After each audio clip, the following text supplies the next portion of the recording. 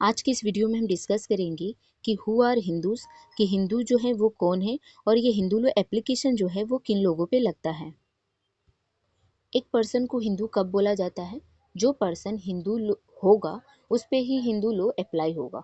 और ये जानने के लिए कि हिंदू कौन है, हम सबसे पहले जानते हैं कि हिंदू लो क्या होता है। हिंदू लो को यहाँ पर हमने दो कैटेगरी में डिवाइड किया हुआ है, एक कोडिफाइड लो और एक अनकोडिफाइड लो। कोडिफाइड लो क्या होते हैं कि जो पार्लियामेंट या लेजिस्लेचर के द्वारा एक पर्टिकुलर एक्ट बनाया हुआ हो, उसे हम कोडिफाइड लो कहते हैं। और अनकोडिफाइड लो वो लो है जो कस्टम, यूसेज या जुडिशियल प्रेसिडेंट के बेसिस पे फॉलो किए जा रहे होंगे, तो उन्हें हम अनकोडिफाइड लो कहते हैं। कोडिफाइड लो के अंतर्गत ये चार एक्ट आते हैं: the Hindu marriage act 1955, second है the Hindu minority and guardianship act, third है हिंदू सक्सेशन एक्ट, फोर्थ है Hindu adoption and maintenance act. These all are the codified Hindu law. ठीक है। और अनकोडिफाइड हिंदू लॉ क्या है?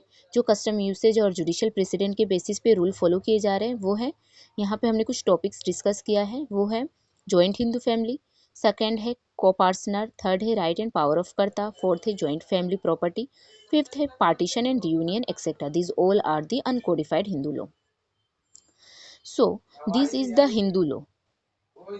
ये जो कोडिफाइड और अनकोडिफाइड हिंदू लॉ है वो हिंदू पे अप्लाई होंगे। अब हम समझेंगे हिंदू किसे कहते हैं जिन पे ये लॉ अप्लाई होंगे।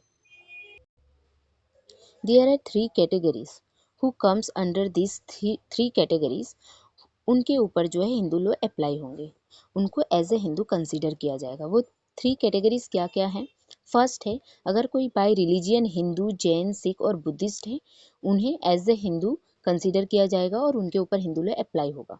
सेकंड है, अगर किसी के पेरेंट्स जो है हिंदू है और वो जन्म से ही बच्चा जो है हिंदू है, तो उनके ऊपर जो है हिंदू लॉ अप्लाई होगा।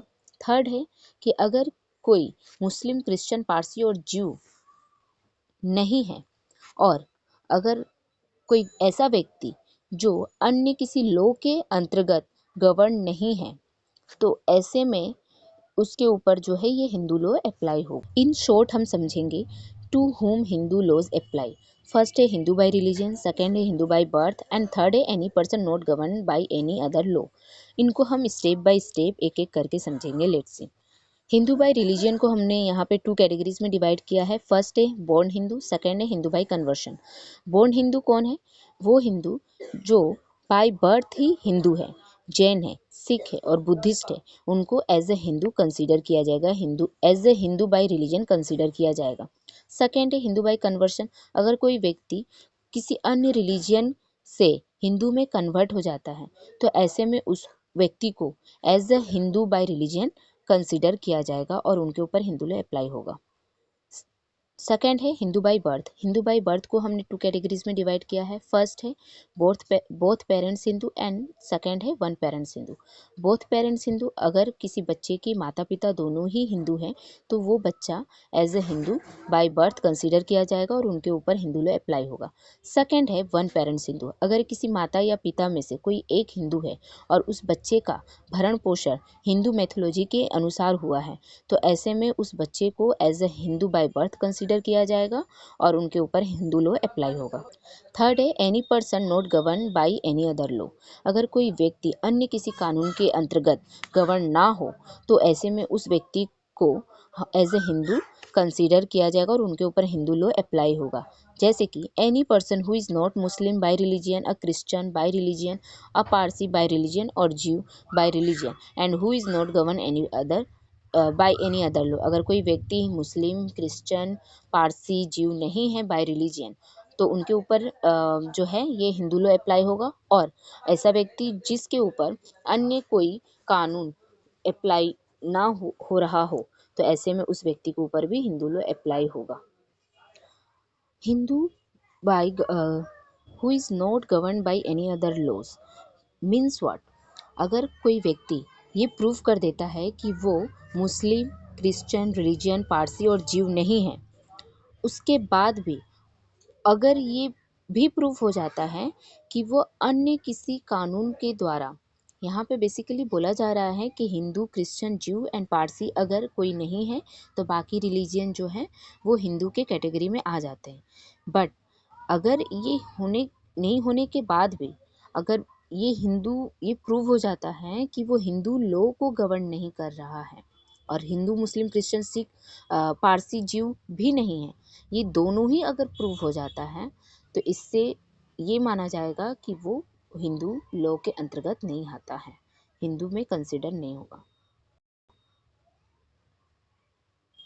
Last topic is here, to whom Hindu laws do not apply. First है किन के ऊपर हिंदू लॉ अप्लाई नहीं होंगे। So last topic is here, to whom Hindu laws do not apply. किन के ऊपर हिंदू लॉ जो है अप्लाई नहीं होंगे। फर्स्ट है अगर कोई व्यक्ति जो है मुस्लिम क्रिश्चियन पारसी और जीव नहीं है और इन 4 रिलीजियन को छोड़कर बाकी के जो रिलीजियन है वो एज ए हिंदू कंसीडर होंगे। बट अगर ये चारों रिलीजन छोड़ के अगर एज ए हिंदू कंसिडर हो रहा है और अगर कोई व्यक्ति ये भी प्रूफ कर दे कि वो हिंदू तो कंसिडर हो रहा है लेकिन ये प्रूफ कर दे कि वो हिंदू लोग को गवर्न नहीं कर रहा है, तो ऐसे में उस व्यक्ति को एज ए हिंदू कंसिडर नहीं किया जाएगा और उसकी जो है हिंदू लॉ अप्लाई नहीं होगा। और अगर मान लो कि उसके माता पिता में से कोई एक हिंदू है और उसकी जो भरण पोषण है वो हिंदू मैथोलॉजी के हिसाब से नहीं हुई है, तो ऐसे में उसको भी एज ए हिंदू कंसिडर नहीं किया जाएगा।